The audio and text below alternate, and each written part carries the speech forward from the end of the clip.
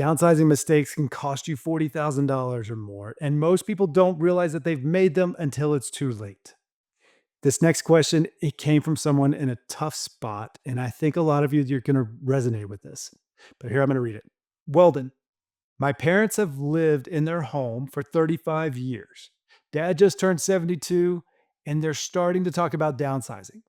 My mom thinks that they should sell and move to a smaller place, but I'm worried they're not thinking about all the costs. What do homeowners wish they knew before downsizing? I don't want them to make an expensive mistake that they can't undo. That is an awesome question. I mean, that's an adult child trying to do the best they can and advise his parents the best that he could. But that 35 years, dad just turned 72. That question really isn't about real estate. It's about protecting your parents from a decision that could affect the rest of their lives. There's limited resources the older we get, typically. And so, how do you maximize that? And I love the question and the premise of it because that $40,000 that I mentioned earlier, it's not one big mistake. It's actually seven smaller ones that add up fast. Costs that no one really sees coming until they're already committed. So today, I'm going to walk you through exactly what those seven are, the questions and the numbers behind them, and then what to do about them. Pay attention to mistake number 5 because that one catches almost everyone off guard. So let's go with mistake number 1, which is downsizing before you understand your actual needs. And here's what I mean. So someone decides they want less space, less maintenance, lower costs. All that absolutely makes sense. So they start looking at condos or smaller homes or townhomes, but they haven't asked the harder questions. Do you need a guest room for when family visits? What about a home office if you're doing part-time consulting? Storage space for hobby equipment, medical equipment down the road. I've seen families sell their 4-bedroom home, move into a 2-bedroom condo, and then realize they have nowhere for the grandkids to sleep when they visit. They end up converting the dining room to a guest space, or worse, telling family they can't stay anymore. Now, everybody does what they have to do, but if you have a choice in the matter, it's something worth thinking about.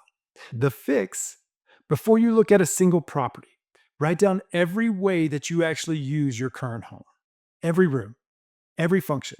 Then decide which ones you can truly live without. Mistake number 2, making a purely space decision and ignoring the life and wealth picture. This is where most advice falls apart. So you have interior designers, they tell you to think about space. Architects are going to talk about layout. Real estate agents are going to talk about price. Financial advisors, they're going to look at the numbers in isolation. But nobody's connecting the dots. Your life goals, your finances, your real estate decisions, they aren't 3 separate things. They all connect. And when you see how they connect, you identify opportunities and avoid costly missteps. So downsizing, it's not just about square footage. It's about what season of life that you're entering, what your finances can actually support, and then whether selling right now even makes sense for your situation. And mistake number 3, and that's selling without coordinating with your CPA on capital gains and IRMA. Look, this doesn't apply to everyone by any stretch of the imagination, but if it does apply to you, then you need to know about it. So, and it's because it's a big one.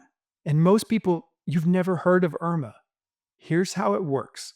You sell your home, and after the $250,000 or $500,000 capital gains exclusion for your primary residence, you still have a profit that counts toward your income. And that income ends up on your tax return.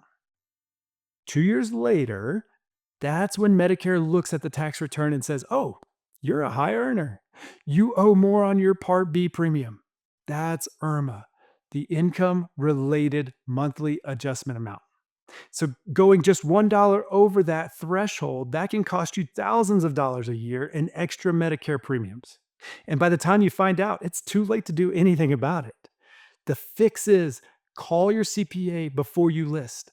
Understand how your home sale will affect your income 2 years down the road. Sometimes waiting 3 months to sell, that can save you thousands in Medicare costs depending on your situation. Mistake number 4. This is what happens when you skip mistake number one. Recall that was mapping out the actual how you use that space, what you use in that space. And someone looks at the new, smaller location that you're in, the townhome or the condo, whatever it is, and they see the living room and they say, that big recliner, that's not going to fit this space. We need something sleeker.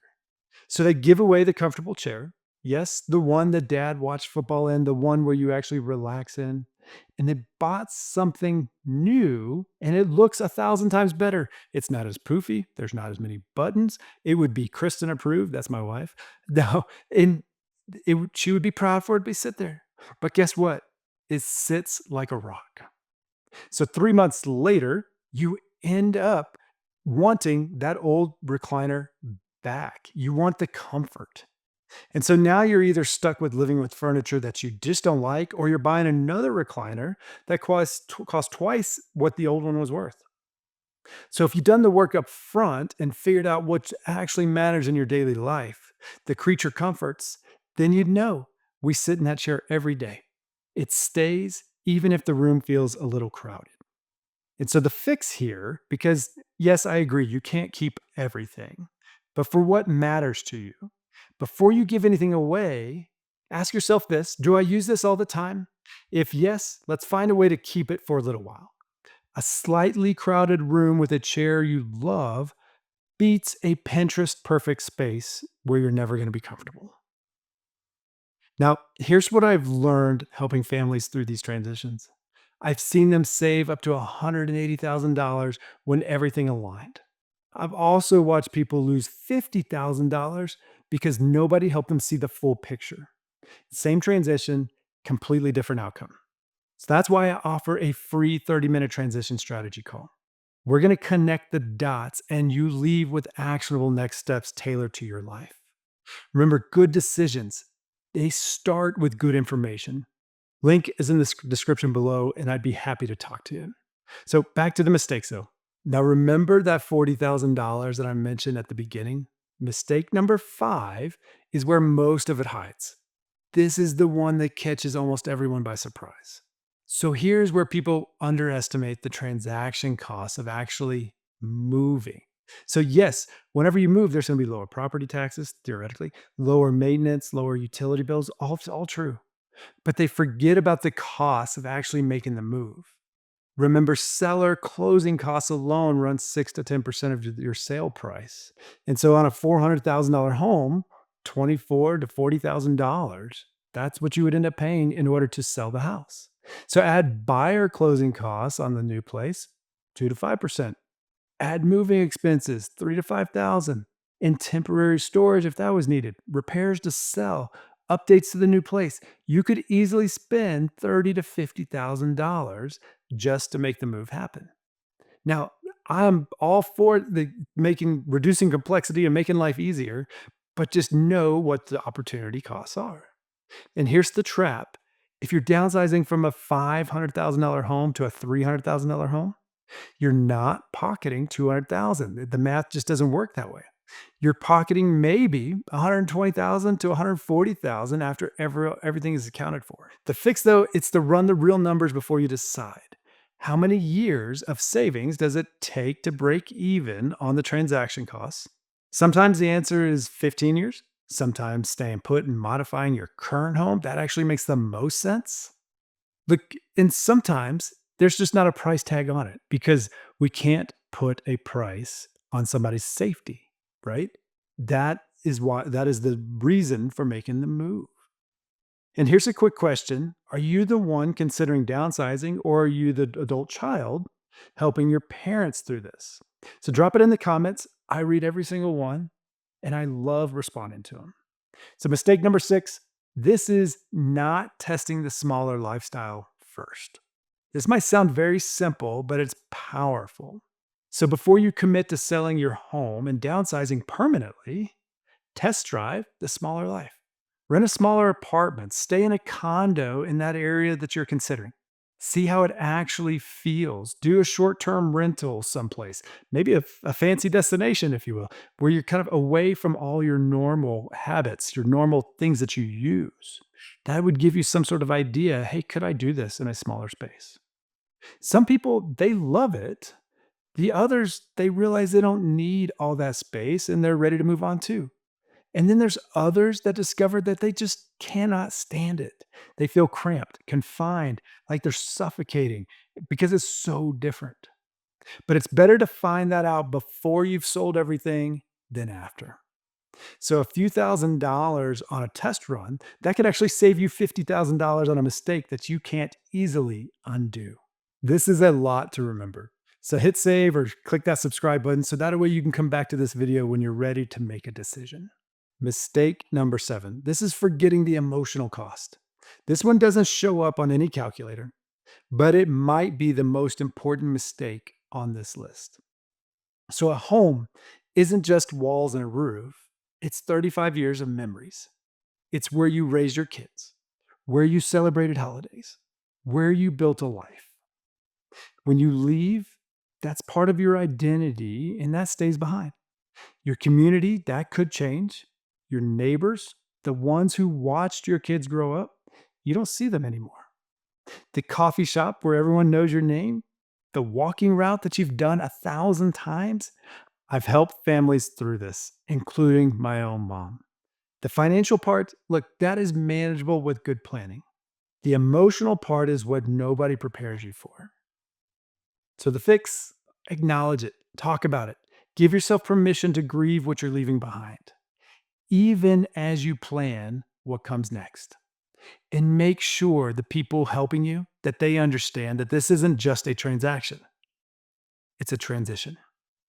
So let's bring it all back to that question that we started with. Parents who've been in their home for 35 years, thinking about downsizing, if that's your parents or if that's you, here's what I want you to remember. Downsizing can be the right decision. It can free up money. It can reduce stress, simplify your life. But only if you go in with your eyes open, making, again, purposeful decisions. Only if you understand your actual needs. Only if you coordinate with your CPA and your certified financial planner, your estate attorney, those professionals that help make the transition a little smoother. That way you are prepared on day one.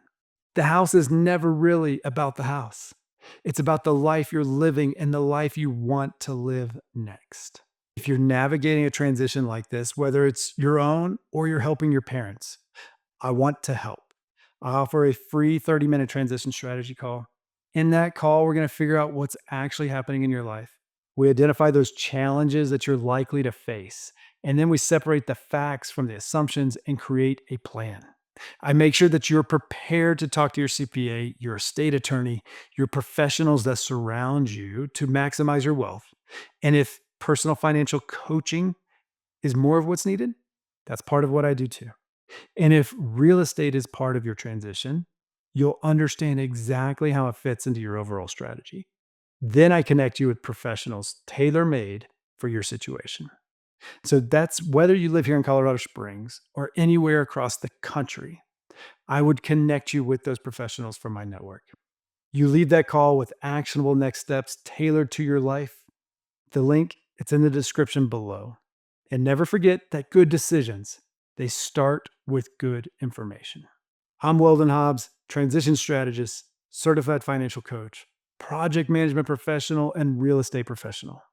Every day, I help people across the country connect their life goals, their finances, and when it applies, their real estate decisions.